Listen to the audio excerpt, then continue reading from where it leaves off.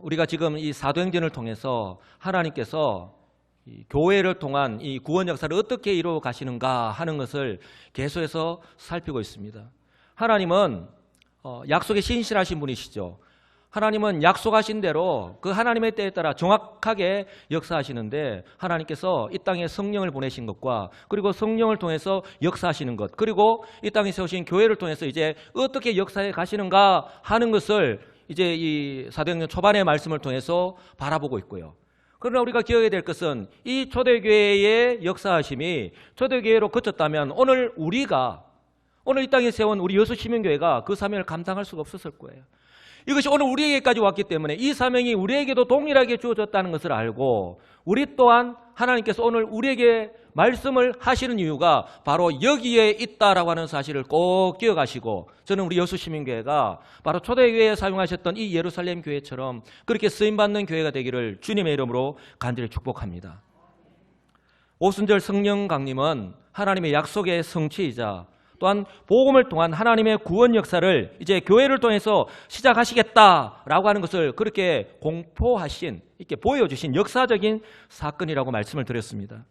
성령의 강림은 아무도 모르게 살짝이 그냥 임한 것이 아니라 이 120명의 제자들이 믿음으로 소망하며 기다렸을 때에 그들이 시청각적으로 분명하게 알 수 있도록 또한 능력 가운데에 임하였던 것을 우리가 너무나도 잘 알고 있습니다.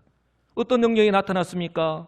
오순절을 맞이하여서 그곳에 예배하기 위해서 온 그 15개국 이상의 그런 외국인들이 각 나라의 언어로 복음을 듣게 되는 그런 놀라운 일들이 일어났지 않습니까? 이처럼 그들이 눈으로 보고도 믿기지 않는 이런 놀라운 일이 일어난 후에 도대체 이게 무슨 일인가 하여서 모인 이 유대인들을 비롯한 그곳에 모인 수많은 사람들, 최소한 오늘 사도 바울이, 사도 베드로가 설교할 때에 그 말씀을 듣고 회개하고 세례를 받은 사람이 3,000명이라 했으니 최소한 3,000명 이상의 여자와 어린아이들은 그 숫자에 포함되지 않은 것을 봤을 때에 얼마나 많은 숫자들이 그 자리에 모여 있었는가 하는 것을 우리가 알 수 있습니다. 그곳에 모인 사람들에게 오늘 사도 베드로가 성령에 사로잡혀서 성령의 강림과 그리고 예수 그리스도의 십자가와 부활이 바로 구원을 위한 하나님의 약속의 성취라고 하는 사실을 바로 구약 성경의 바탕 위에서 정확하게 그리고 담대하게 선포하였습니다. 오늘 본문은요, 바로 이처럼 베드로가 그렇게 성령의 능력에 사로잡혀서 설교를 한 후에 나타난 반응이에요. 도대체 어떤 일이 베드로가 설교를 한 후에 나타났을까요? 가장 먼저 나타나는 반응은 바로 그들이, 말씀을 받은 그들이 마음의 찔림을 받았다고 하는 사실입니다. 37절 보시면 그들이 이 말을 듣고 마음에 찔려, 바로 베드로가 복음을 선포할 때에 그들은 자신에게 하시는 말씀으로 받았다는 거예요.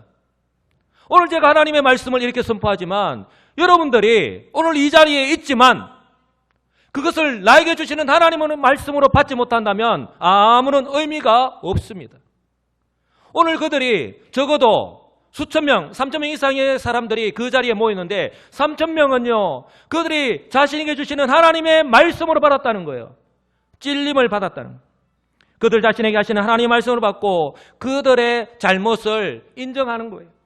성령의 금이, 성령의 금 곧 하나님의 말씀을 가지라 했는데 그 성령의 금이 그들의 강팍한 마음을, 이제까지 살아온 삶 아무런 의미 없이, 아무런 죄책감 없이, 아무런 그런 방향, 내가 어떻게 살아가야 될지, 내가 이제까지 내가 구원받았지만 내가 하나님의 백성이라는 것은 알겠지만 내가 도대체 어떻게 살아가야 되는지 도무지 아무런 감각도 없이 살아온 그들의 심령 가운데에 말씀이, 성령이 금이 되어서 그들의 심령을 찔렀다는 거예요. 저는요, 분명히 지칭하고 있지는 않지만 그곳에 많은 수많은 사람들 가운데 대부분 유대인들이라고 생각이 되는데 성령께서 강하게 역사하신 거예요. 오늘 이 말씀이 선포될 때에 이 말씀을 듣는 저와 여러분들에게도 동일하게 이런 성령의 찔림을 받는 역사가 있기를 주님의 이름으로 간절히 축복합니다. 그러니 조금 전까지 오순절에 일어난 성령 강림의 역사와 그리고 각 나라의 언어로 복음을 전하는 이런 성령의 역사하심을요, 조롱하고 술 주정에 불과하다고 평가절하였던 그들이 이제는 어떻게 고백합니까? 형제요, 우리가 어찌할꼬? 그들의 마음에 찔림을 받으니까 그들의 입술에서 나오는 말이 다른 거예요. 우리가 어찌할꼬 하는 심령으로 바뀌는 거예요. 형제여, 사도들을 향하여서 이제 우리가 어떻게 해야 됩니까? 이제 우리는 무엇을 해야 합니까? 라고 질문을 하고 있습니다. 구체적인 삶의 방향을 묻고 있는 거예요. 저는 이 장면을 보면서요, 하나님의 역사는 언제나 하나님의 말씀과 함께 일어난다 하는 것을 다시 한 번 더 깨닫게 되었습니다. 하나님의 말씀과 함께 역사가 일어남을 믿으시기를 주님의 이름으로 간절히 축복합니다. 우리가 새벽에 지금 계속해서 열왕기하 말씀을 살피고 있습니다. 솔로몬 왕이 죽고 난 이후에 남북 이스라엘로 나누어졌습니다. 북이스라엘이 약 300년 가까이 200년 가까이 지나는 가운데 20명이 지났는데 20명의 왕이 지나는 가운데에 이제 아수르에 의해서 주전 722년에 망하였어요. 그들이 군대의 숫자가 부족해서 군비가 재래식이어서 그들이 망한 게 아니에요. 그들이 하나님을 떠나고 하나님의 말씀을 벗어나서 불순종하는 삶, 그들이 하나님의 백성임에도 불구하고 나는 하나님의 백성임을 포기하는, 그렇게 세상 속에서 살아갔기 때문에 하나님의 말씀이, 거듭되는 회개의 촉구의 말씀이 그들에게 선포되었음에도 불구하고 그들은 전혀 반응하지 않았습니다. 그랬을 때에 하나님의 심판이 그들에게 임한 것입니다.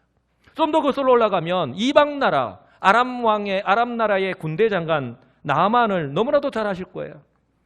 여러분, 하나님의 역사는 언제나 말씀과 함께 일어난다고 했는데 이 아람의 군대 장관인 나아만이 요단강에서 고침받았을 때에 성령은요 이렇게 말씀합니다.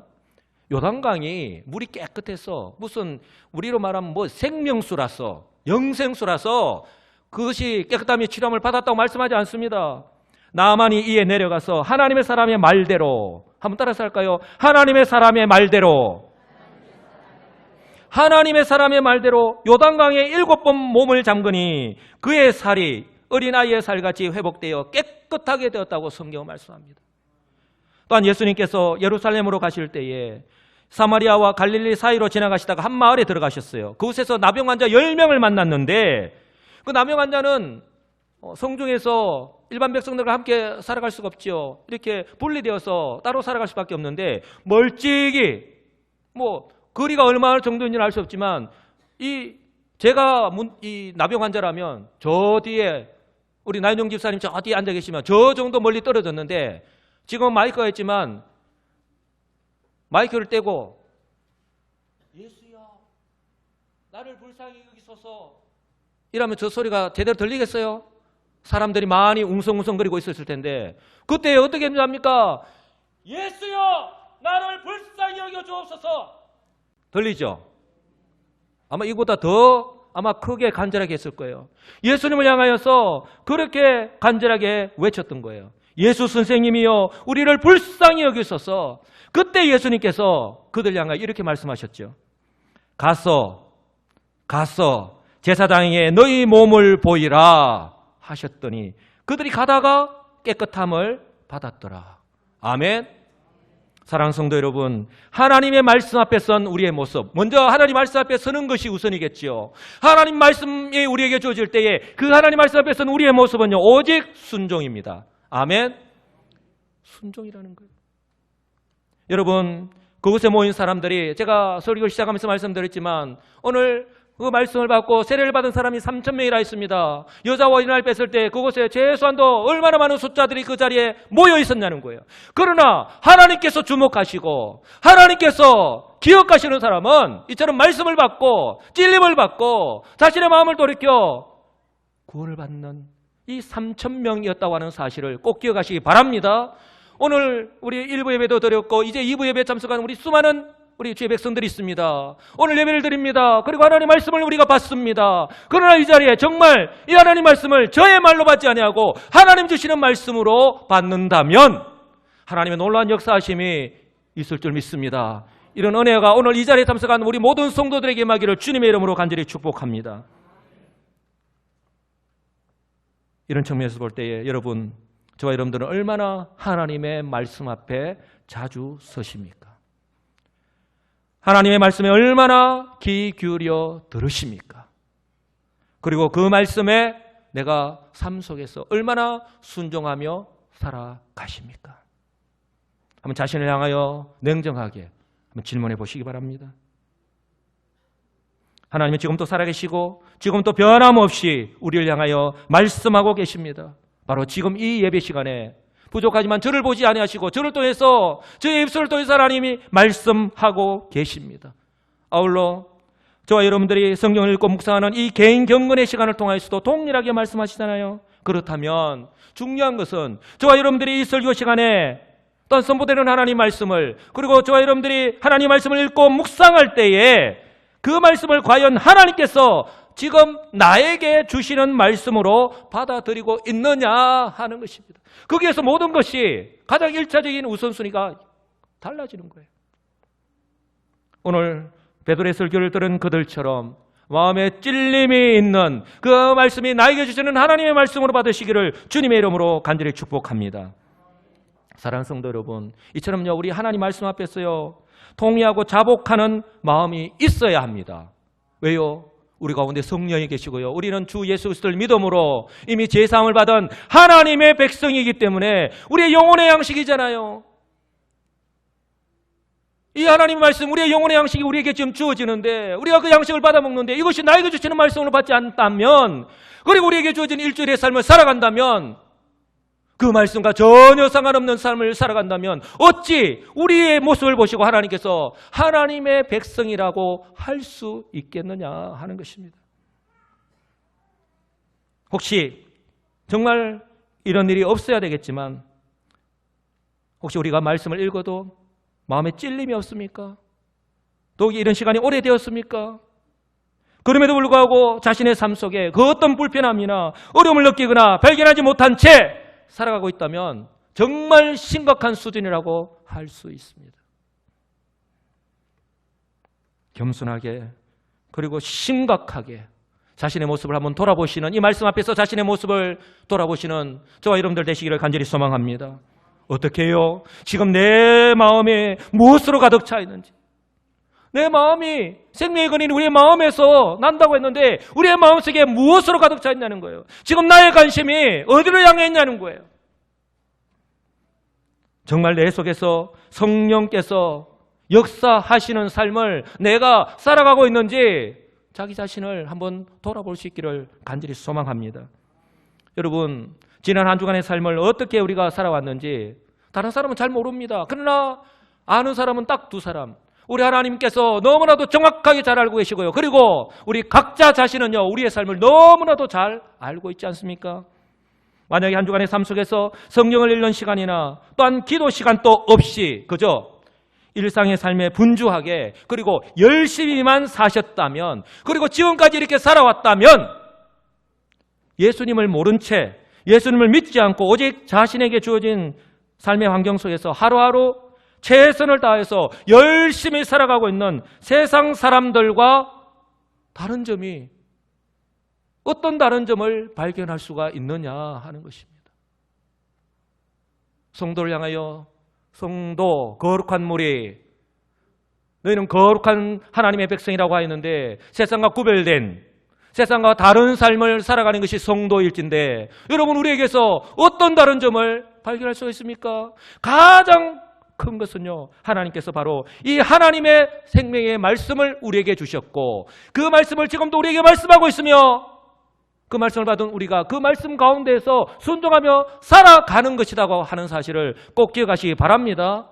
그래서 예수님이 산상수훈에서 가장 먼저 무엇을 말씀하십니까? 심령이 가난한 자는 복이 있다라고 말씀합니다. 마음이 가난한 자가 되어야 한다고 말씀합니다. 비록 우리가 세상 속에서 살아가지만 우리의 마음이 세상 것으로 가득 차면 우리 주님을 찾지 않잖아요. 하나님을 찾지 않잖아요. 찾아야 할 이유가 없지 않습니까? 왜? 그곳에서 내가 만족하며 살아가는데 어찌 그 사람이 그리스도인이라고 할 수 있겠느냐 하는 것입니다.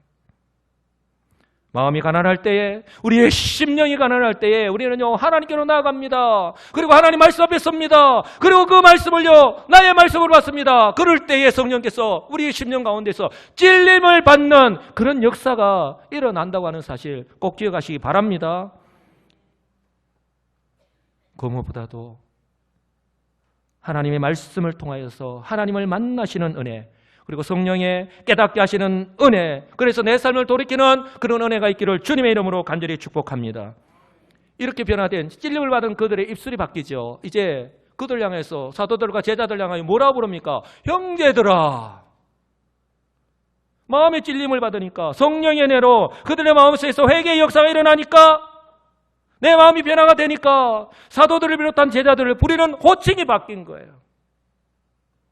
이제까지 원수, 대적자의 관계에서 이제는 사랑의 관계로 바뀌었다는 거예요. 여러분들 정말 내가 변화되었는가, 변화되지 않았는가, 내가 정말 하나님 은혜 안에서 살아가고 있는가, 살아가고 있지 않는가는요, 내 얼굴 모습이나 내 입술에서 나오는 말에, 입술의 이 고백을 통해서 알 수 있잖아요. 내가 예수 믿기 이전의 모습과 동일하다면, 아니 내가 내 속에서 성령께서 역사하신다라고 내 입술로 말을 하면서 내 입술에서 나오는 말이 살리는 말이 아니라 오히려 죽이는 말을 한다면 어찌 그 속에서 성령께서 역사하신다라고 할 수 있겠느냐 하는 것입니다.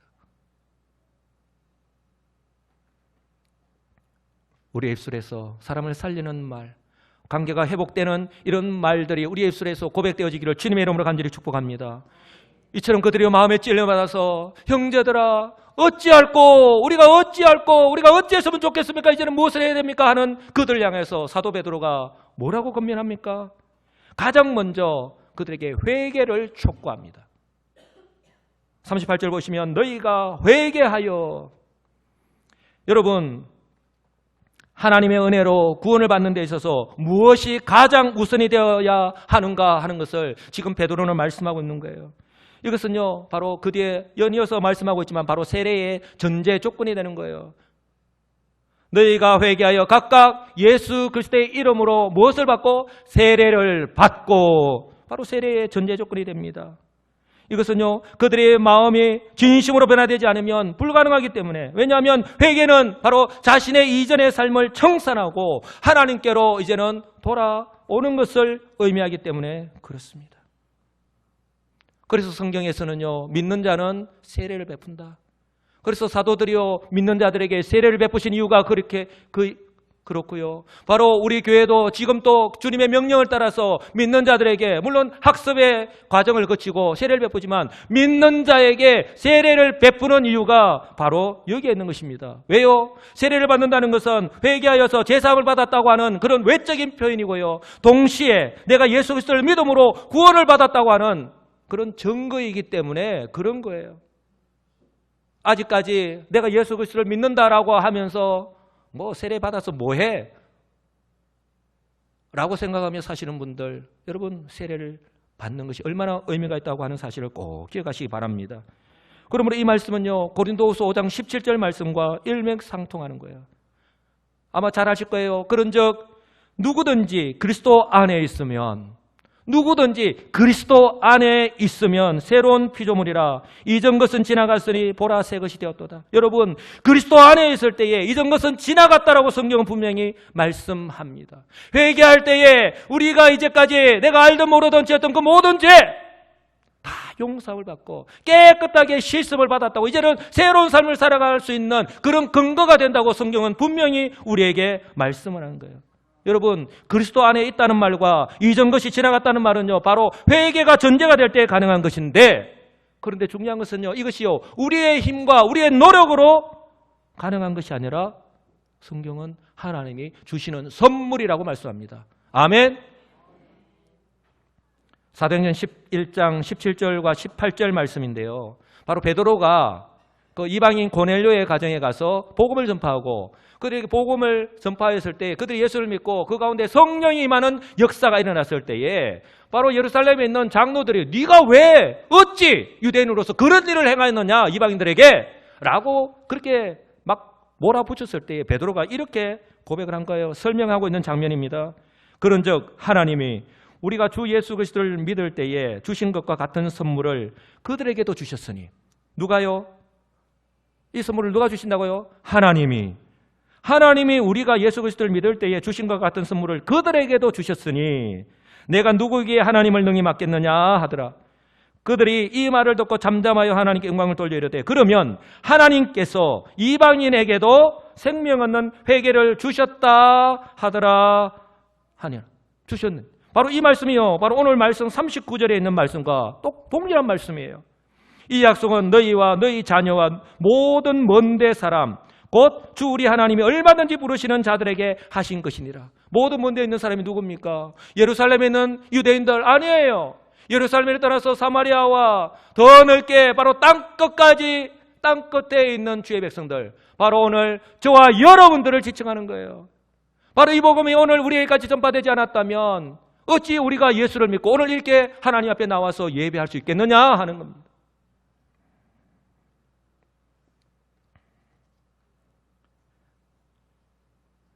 여러분, 베드로가요 오늘 이렇게 말씀을 전하면서 회개해야 될 대상이 바로 우리 한 사람 한 사람임을 말씀을 하고 있습니다.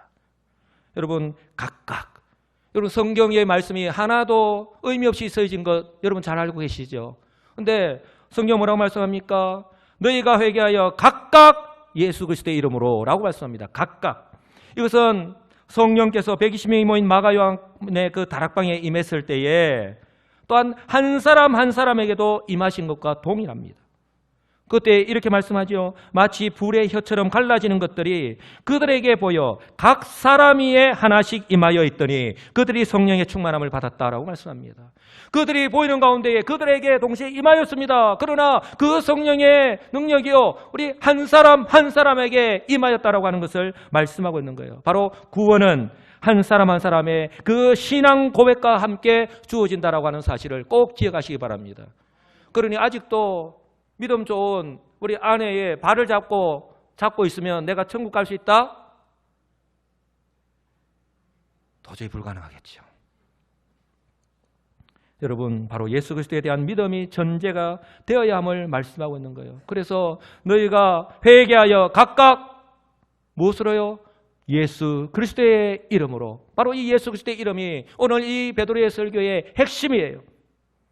구약에 약속된 메시아가 바로 그들이 십자가에 죽인 예수. 그러나 이 예수님의 십자가에 죽으심은 바로 구원을 위한 하나님의 방법이라고 하는 사실을 우리는 너무나도 잘 알고 있잖아요. 로마서 4장 25절은 이렇게 말씀을 합니다. 이 예수를 하나님이 그의 피로써 믿음으로 말미암는 화목제물로 세우셨으니 이는 하나님께서 길이 참으시는 중에 전에 지은 죄를 간과하심으로 자기의 의로우심을 나타내려 하심이라. 그러니까 예수님께서 이 십자가의 죽으심으로 말미암아 이제 이런 결과가 나타날 수 있는 거예요. 26절 곧 이때에 자기의 의로우심을 나타내사 자기도 의로우시며 또한 예수 믿는 자들을 의롭다 하려 하심이라. 여러분, 하나님은 우리를 사랑하셔서 우리 모두를요 구원하시기를 기뻐하셔요. 그런데 하나님은 또한 공의 하나님이시라 죄는 반드시 심판하셔야 되는 거예요. 그런데 이 땅 가운데서는 그 무엇으로도 이 죄의 문제를 해결할 수 없는 거예요. 그래서 하나님께서 이제는 마지막으로 택하신 방법이 무엇입니까? 바로 독생자 예수 그리스도를, 그 죄 없으신 그 독생자 예수 그리스도를 십자가에서 죽이기로 결정하신 거예요.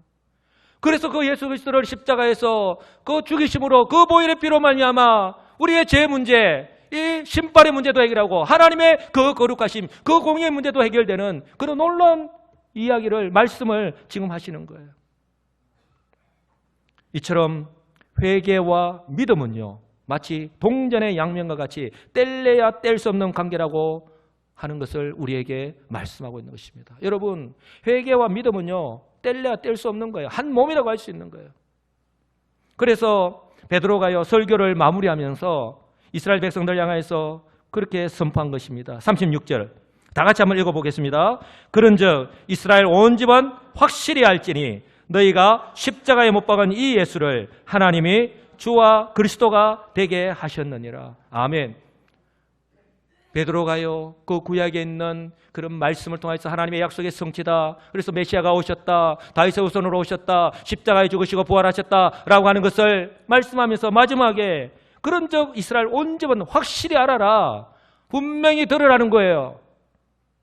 너희가 십자가에 못 박은 예수, 너희라고 분명히 말씀합니다. 너희는 그것을 알지도 못하고 깨닫지도 못한 채에 예수 그리스도를 십자가에 못 박았지만 그러나 하나님이 주와 그리스도가 되게 하셨다. 하나님이, 이것은 하나님의 약속이었고 또한 하나님의 방법이었고 하나님이 그를 그 성경 말씀대로 달리시 살리셨다라고 하는 거예요. 그래서 37절에 그들이 이 말씀을 듣고 이 말을 듣고 마음에 찔렸다 라고 하는 거예요. 여러분, 바로 말씀을 통해서, 말씀이 선포될 때 그 말씀을 통해서 성령이 역사할 때에 우리의 심령속에서 변화가 일어난다고 하는 것을 말씀하는 거예요. 만약에 예수 그리스도께서 십자가에서 죽으심으로 끝나버리고 말았다면 하나님의 구원 역사 역시 그 자리에서 멈추고 말았을 거예요. 그러나 예수님은 자신의 공생의 기간 중에 자신의 부활에 대해서 기회가 되는 대로 말씀하셨지 않습니까? 예루살렘을 방문하셨을 때에 46년간 짓고 있지만 완성되지 못한 그 헤롯 성전을 바라보시면서 뭐라고 말씀하셨습니까? 이 성전을 올라 내가 사흘 만에 다시 일으키리라. 여기서 일으키리라 라고 하는 이 헬라어 단어가 바로 예수님의 그 부활을 의미하는 그 헬라어 단어가 동일한 거예요. 그들은 알아듣지 못하지요. 이 말을 들었던 이 유대인들, 유대 종교 지도자들은 그냥 막 이를 갈고 막 분을 일으킬 수밖에 없는 것이죠. 그것이 그들의 한계라고 하는 것입니다. 특히 예수님께서 이제 자신의 공생의 사역 마지막 부분에 자신의 사랑하는 친구인 나사로를 다시 살리신 후에 자신의 이 부활하심을 다시 한 번 더 확실하게 말씀하셨지 않습니까? 나는 부활이요 생명이니, 나는 부활이요 생명이니 나를 믿는 자는 죽어도 살 것이다 라고 분명하게 말씀하셨습니다. 예수님은 이처럼 자신이 하신 말씀 그대로, 아니 성경 말씀 그대로 죄로 인한 대속의 십자가를 지셨습니다. 그리고 약속하신 대로 사망 권세를 이기시고 부활하셨습니다. 그래서 사도 바울은요, 부활장에서 이렇게 담대하게 고백하고 있는 것입니다. 내가 받은 것을 먼저 너희에게 전하였노니 이는 성경대로, 한번 따라서 할까요? 성경대로 그리스도께서 우리 죄를 위하여 죽으시고, 이것은요 바로 구약 이사야서의 이사야 53장에 있는 이 메시아의 십자가의 고난을 염두에 두고 하는 그 말씀이 성취된 것을 지금 말씀하고 있는 거예요. 장사 지낸 바 되었다가 성경대로 사흘 만에 다시 살아나사, 바로 호세아 선지자가 예언한 말씀이 그대로 성취되었다라고 하는 것을 말씀하고 있는 거예요. 게바에게 보이시고 후에 12제자에게와 그 후에 500여 형제에게 일시에 보이셨다. 정인이 한두 명이 아니다 라고 하는 것을 말씀하고 있는 것입니다. 여러분, 성경대로 죽으시고 성경대로 다시 살아나셨다고 성경대로 말씀합니다. 이 성경대로는 바로 하나님의 약속대로, 다시 한 번 더 그 하나님의 약속의 성취, 그 약속의 말씀대로 하나님께서 성취하셨음을 강조하고 있는 것입니다. 그러니 오늘 이렇게 담대하게 확신에 차서 오늘 그들을 향해서 담대하게 말씀을 전하고 있는 사도 베드로, 바로 성령에 사로잡혀서 그곳에 모인 사람들에게 성령의 능력으로 설교를 하고 있는 베드로 역시 이처럼 예수님의 부활의 증인이기 때문에, 베드로만큼 확실한 증인이 어디 있습니까? 바로 이렇게 담대하게 증거할 수 있는 거예요. 여러분들, 우리 역시 예수를 믿어서 구원을 받았습니다. 그거 확신하잖아요. 그렇다면 여러분들이 나아가서 오늘 베드로처럼 이렇게 담대하게 확신을 가지고 증거할 수 있느냐는 거예요. 단적으로 이야기하면 그렇다는 것입니다. 올해 우리 교회의 표처럼 힘써 여호와를 알아야 하는 이유가 여기에 있는 거예요. 하나님의 말씀을 모르는데, 내가 하나님의 말씀을 읽지 않는데, 내가 하나님의 말씀을 공부하지 않는데 내가 어찌 하나님의 말씀을 알 것이며 그 하나님 뜻을 알아서 내가 그 말씀대로 순종하며 살아갈 수 있겠느냐 하는 거예요. 그것은 어불성설이에요. 바로 이처럼 확실한 부활의 증인이 되어서 사도 베드로가 복음을 전가할 수 있기 때문에, 하고 있기 때문에 이 유대 종교 지도자들과 유대인들이요, 아무리 이 예수님의 부활을요 숨기려 하고 감추려 하고 급박을 한다 할지라도, 소문을 낸다 할지라도 인류 역사상 다시 있을 수 없는 이 역사적인 사건의 증인이 한두 명이 아니기 때문에 그들은 결코 숨길 수도 없고 실패할 수밖에 없다라고 하는 것을 여러분 꼭 기억하시기 바랍니다. 실패했기 때문에 이 복음이 우리 주님 성천하시면서 하신 말씀 그대로 땅끝까지 이르러서 우리에게까지 전거되지 않았습니까? 그것이 바로 이 땅에 세우신 교회의 본질적인 사명이기 때문에, 그리고 우리 교회가 세워진 이유이고요, 우리가 주님 앞에 가는 그날까지 이 사명을 감당해야 하는 것입니다. 아멘. 그래서 베드로의 설교 가운데에 이 말씀이 바로 예수 그리스도의 이름으로 말미암는 이 구원의 비밀을 너무나도 잘 보여주는 거예요. 너희가 십자가에 못 박은 이 예수를 하나님이 그리스도와 주가 되게 하셨다. 너희는 십자가에 못 박았지만, 즉 사단 마귀의 수준은 여기까지인 거예요.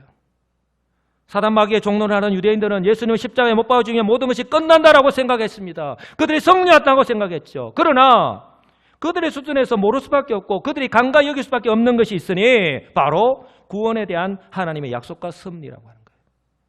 하나님의 약속에 신실하신 분이잖아요.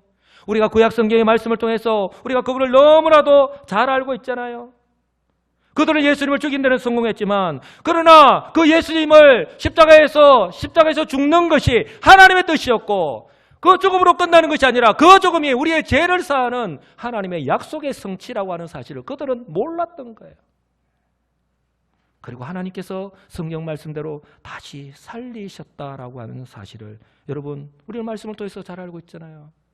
우리가 바로 이 하나님의 약속의 말씀을요 확실히 마음에 새기고 그 말씀 가운데서 살아가야 하는 이유가 바로 여기에 있는 것입니다. 여러분 이것이 바로 제가 몇 주 동안 계속해서 설교하면서 언급한 바로 부활하신 주님께서 베드로를 찾아오셔서 베드로의 그 죄를 모든 의무를 용서하시고 베드로에게 다시 사명을 부여하셨던 즉 베드로가 새로운 베드로가 되는 거듭나는 계기가 되었다라고 하는 것입니다. 그리고 지금 성령의 강림하심으로 이렇게 변화된 모습으로 하나님의 구원 역사를 부정하는 그 이스라엘 백성들 앞에서 담대하게 그들을 꾸짖고 또한 하나님의 구원 역사를 이렇게 담대하게 증거하고 있다고 하는 사실을 꼭 기억하시기 바랍니다. 하나님께서 베드로를 이렇게 만나주셨고 이렇게 역사하셨다면 하나님께서 어찌 동일하게 우리를 찾아오시고 우리를 만나주시고 우리를 구원하시고 우리에게도 동일하게 성령의 그 은혜를 주셨는데 어찌 우리도 그렇게 사용하시지 않겠느냐 하시는 것입니다. 그러므로 이제 여러분들은 이 요한복음 1장 12절 말씀을 충분히 이해하실 수 있을 거예요. 예수 그리스도의 이름에 대해서 제가 말씀을 드렸는데 영접하는 자 곧 그 이름을 믿는 자들에게는 하나님의 자녀가 되는 권세를 주셨다. 예수 믿는 자들은 누구나 다 알고 있는 말씀이에요. 그러나 오늘 예수 그리스도의 이름, 그 이름 어떤 이름이냐는 거예요. 저의 이름이 아닙니다. 여러분들의 이름이 아니에요. 주 예수 그리스도의 이름입니다. 도대체 그 이름에 무슨 의미가 있기에 십자가에서 죽으심으로 우리의 죄와 사망의 문제를 해결하시고 또한 부활하셔서 우리에게 새 생명을 주신 바로 예수 그리스도이기 때문에 그렇습니다. 영접하는 자 곧 그 이름을 믿는 자들에게는 하나님의 자녀가 되는 권세를 주셨을 때에 그 이름에 이르는 엄청난 의미가 있다고 하는 사실을 꼭 기억하시기 바랍니다. 그래서 베드로가 예수 그리스도의 이름으로 세례를 받고 제사함을 받으라. 그리하면 성령의 선물을 받으리라고 말씀하고 있는 것입니다. 여러분 예수 그리스도의 이름으로 세례를 받는다는 것 좀 전에도 말씀을 드렸지만 그들이 죄를 회개했다라고 하는 의미예요. 그들의 마음을 새롭게 하였다는 것을 의미합니다. 지금도 교회에서 행하고 있는 우리 물세례 믿는 자들에게 베푸는 바로 이 세례를 의미하는 거예요. 그런데 오늘 베드로가 동시에 말씀하고 있는 것은 이처럼 예수 그리스도의 이름으로 세례를 받으면 성령의 선물을 받을 것이다라고 말씀합니다. 그리하면 성령의 선물을 받으리라. 이것은요 우리가 예수를 믿을 때에 한 번 경험하는 성령 세례를 의미하는 거예요. 바로 이 베드로가 불과 얼마 전에 자신에게 임하였던 그 성령께서 그들에게도 동일하게 임할 것이라고 지금 믿음으로 담대하게 지금 고백하고 있는 것입니다. 근데 여기서 우리가 한 가지 생각해야 될 것은 베드로의 고백을 보면 순서상으로 예수 그리스도에 대한 믿음의 고백, 즉 물세례를 통한 제사함을 받는 것이 우선이고 그 후에 성령을 선물로 받는 것처럼 보입니다. 그러나 성령의 선물은 바로 회개와 믿음을 통한 회심과 함께 동시적으로 주어진다고 하는 그런 하나님의 축복이라고 하는 사실을 제가 몇 번이나 말씀을 드렸습니다.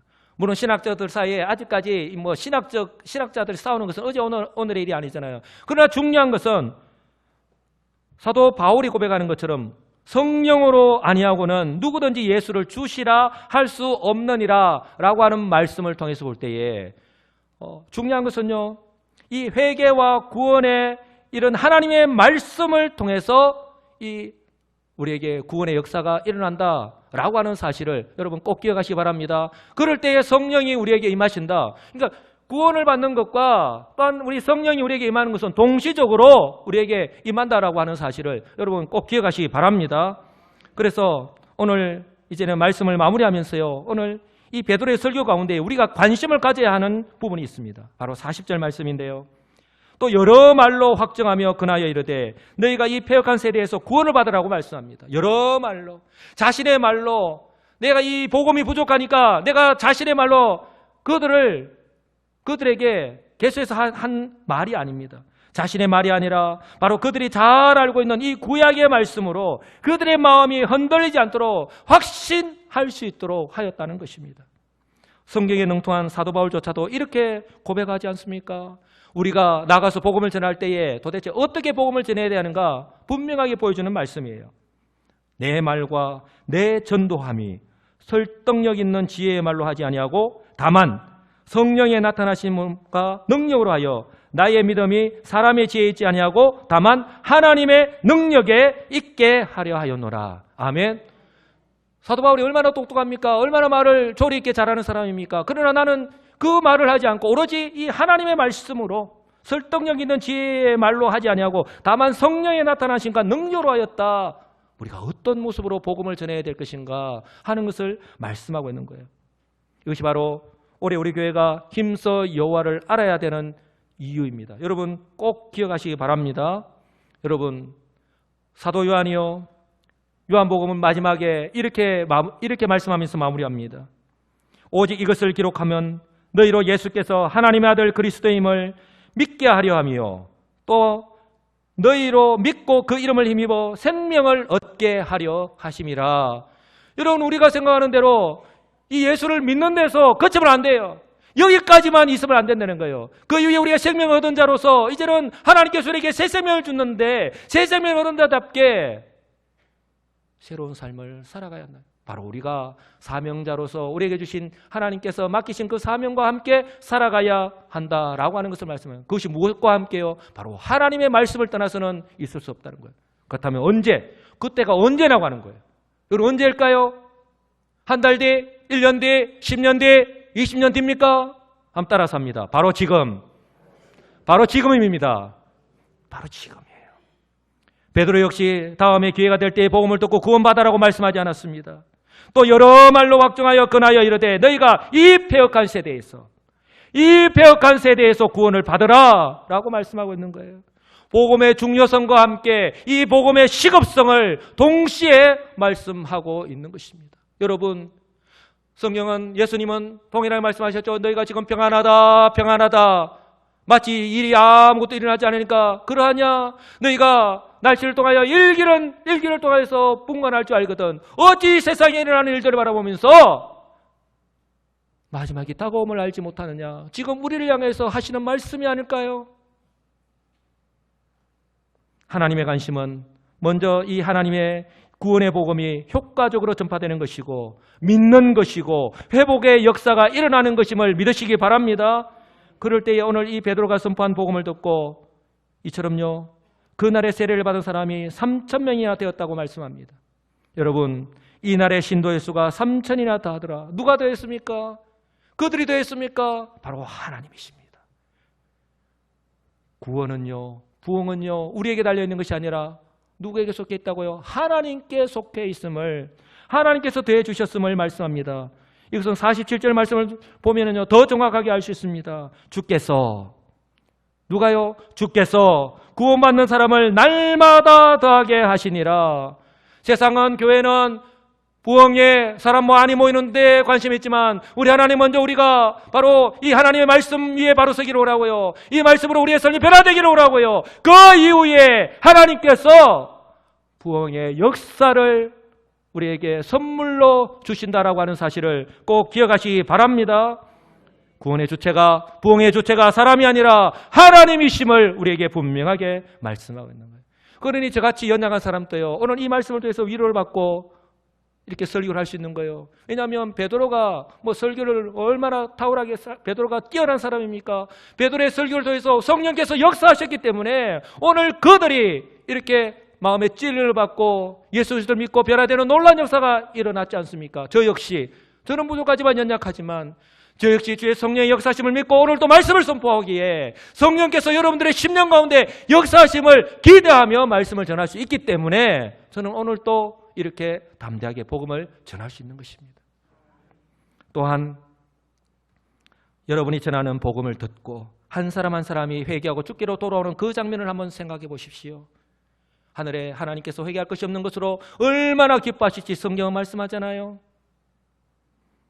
바로 이것이 우리가 구원받은 증거고요, 하나님께 쓰임받는 것이고요, 바로 주님께서 이 땅에 교회에 명령하신 복음적 사명을 감당하는 것임을 꼭 기억하시기 바랍니다.